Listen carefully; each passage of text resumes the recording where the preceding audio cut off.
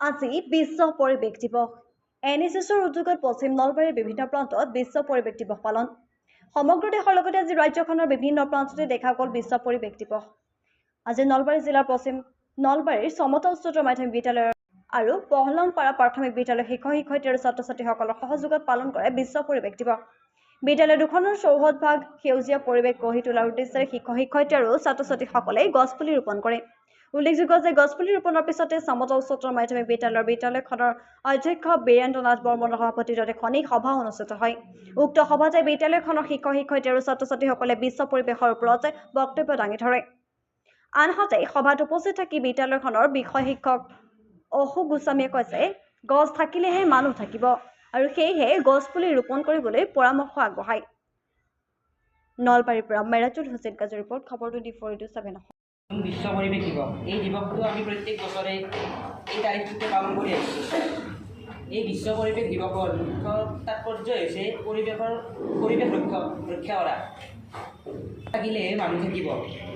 আমি সকলোৱে জানো যে মানুহে অক্সিজেন গেছ লয় আৰু কাৰ্বন ডাই অক্সাইড গেছ এৰি দিয়ে, আৰু মানুহে এৰি দিয়া এই কাৰ্বন ডাই অক্সাইড গেছ গছ-গছনিয়ে লয় আৰু অক্সিজেন গেছ এৰি দিয়ে।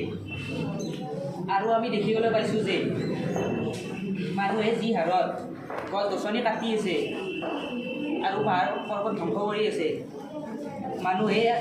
মানুহৰ লগতে বিভিন্ন জীৱ-জন্তু এৰি দিয়া কাৰ্বন ডাই অক্সাইড গেছ ল'বলৈ গছ-গছনি নোহোৱা হৈছে।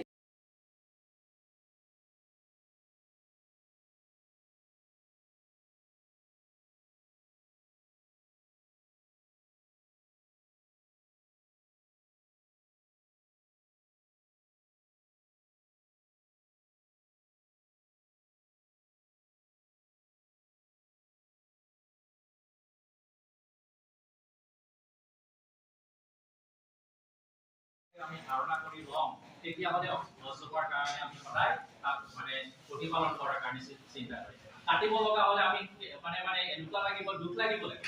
মানুহে নিজৰ এতিয়া অকল চৰকাৰে কাৰ্যসূচীৰে যে গছ ৰোপণ কৰিব লাগিব এইটো কথা নহয়, তেনেকুৱা ছাকচেছফুল হোৱা দেখা নাযায়। যদিহে প্ৰতিজন নাগৰিকে আমি প্ৰত্যেকেই যদি আমি সজাগ নহওঁ, আমি যদি নিজৰ ফালৰ পৰা মনৰ ফালৰ পৰা যদি আমি সেই কামটো যদি আমি নকৰোঁ, তেতিয়াহ'লে কি হ'ব, আমি সেইটো ছাকচেছ সফল হ'ব নোৱাৰিম। আমি যেতিয়া মনে অন্তঃকৰণে আমি গছজোপাৰ প্ৰতি মৰম উপজিব বা কোনোবাই কাটিব খুজিলে বা আমি বাধা দিব পাৰিম, তেনেকুৱা এটা সময়ত অকল অক্সিজেন দিয়ে বুলি জানিলে আমি যে অক্সিজেন অবিহনে জীয়াই থাকিব নোৱাৰোঁ সেই কথাটো আমি ৰিয়েলাইজেশ্যন আহিব লাগিব। ফল মূলৰ কথাটো বাদেই দিছোঁ, বাকীবিলাক মনত থাকিলেহে